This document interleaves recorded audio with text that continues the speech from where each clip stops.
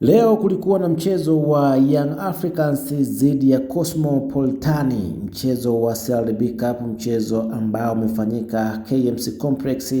Lakini kabla sijakuletea taarifa ya mchezo huu, mwanafamilia wa Mam Media, nikukumbushe usisahau kusubscribe, kulike, kushare na comment ili uwe kwanza kuzipata taarifa zetu za mchezo na burudani kwa rahisi zaidi. Naam, Young Africans walimkaribisha Cosmopolitan kwenye uwanja wa KMC Complex ambapo Young Africans wamefanikiwa kuibuka na ushindi wa magoli 2-0 kama ilivyokuwa kwa watani zao hapo jana Simba Sports kwenye mchezo wao.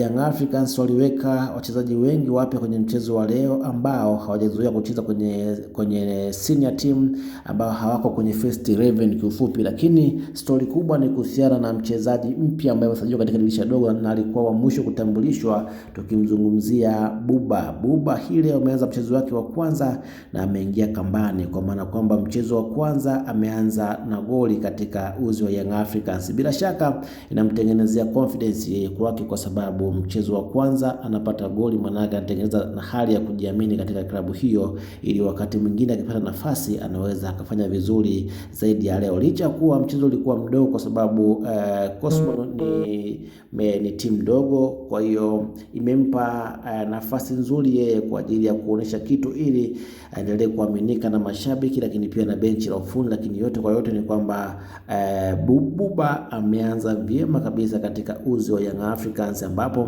mchezo wake wa kwanza kaingia kambani na kuipatia klabu yake ya Young Africans ushindi, ambapo Yanga wamemaliza mchezo wa leo akiwa na uongozi wa magoli 2-0. Mchezo unaofuata ni wa NBC Premier League. Lakini nikukumbushe mwanafamilia tena, usisahau kusubscribe, kulike, kushare na comment ili uwe kwanza uzipata taarifa zetu za michezo, burudani, siasa na matukio mbalimbali kwa urahisi zaidi hapa kwenye channel yako pendwa ya Mam Media.